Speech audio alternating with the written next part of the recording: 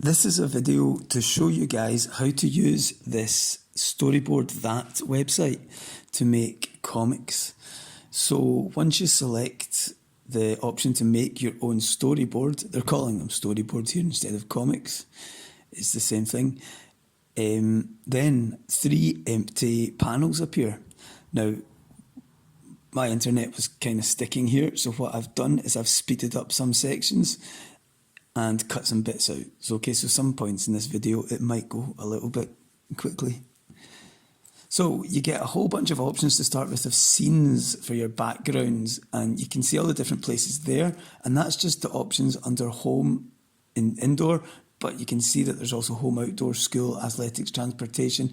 So you can explore all the different options. So I've chosen an indoor scene because I'm going to make a comic about a boy who is stuck at home during the lockdown and decides to go exploring when he realises something incredible.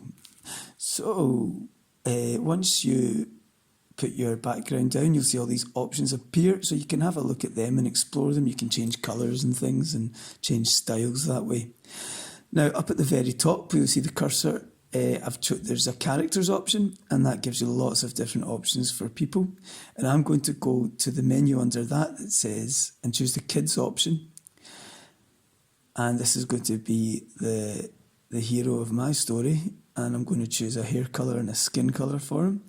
And then if we click on edit pose, we got all these different things we can do with the arms and the legs and the angle of the head and the facial expression, and you can see him from the front or the side or the back as well, so you can choose that. So I'm choosing to see him slightly from the side, and he's not happy because he's stuck in during lockdown and he's bored. So I'm just trying to decide what the best look for his hands are. So try different options and look at them and before you make your mind up. And he's got his hands kind of raised. Okay, the next box along at the top is textables. So that means all your speech bubbles.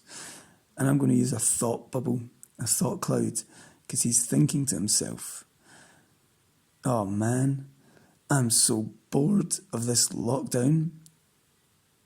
And then he has an idea, I'm going to escape. Okay, now I could have positioned that thought cloud a little bit better, but I've gone on to my next background, and I'm choosing, instead of choosing the home one, I'm choosing mythical and futuristic, and I want this space scene. But look, I'm using the sides of it to shrink the space scene down, because I'm going to go back to home and indoor. I'm going to choose the same background from the first slide, but when I edit it, I can open the door, make the background disappear, and then I'm just going to shrink it for a second so that I can reposition the space one in the background and then make it big again. And then we've got an open door and it's space outside instead of his front garden or whatever should be there.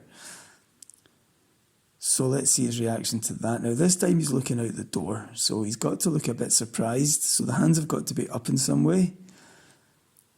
And I'm going to turn him round so he's looking outside. And this time he's going to speak out loud, so I've got a speech bubble. And he's going to say something like, whoa, what's going on here? And in my third one, I want to kind of zoom into it now. Now I've sped up the video, so this will go quite fast. But this time, instead of choosing the same background, I'm going to go for the moon, so we're still in space. But this time, I want to zoom into the door a little bit.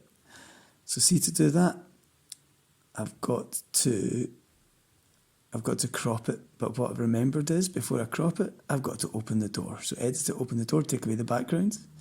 Now, I'm going to crop that to make it a little bit smaller. And if I crop it,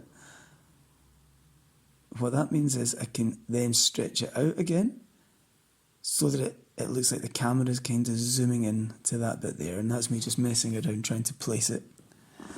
Okay, so that gives you an idea of how to work this and the different things you can do.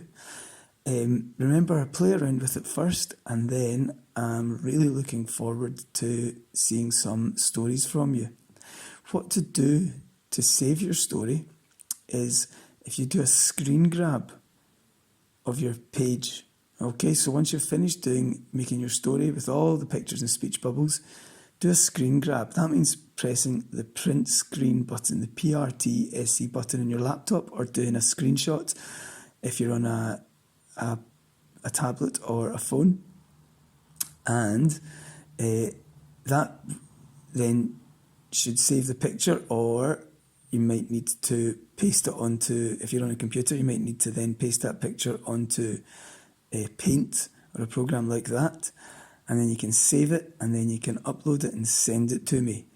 Please get back in touch if that's too complicated, and I will do a video about how to do the screen grab and save it. Okay, good luck people, goodbye.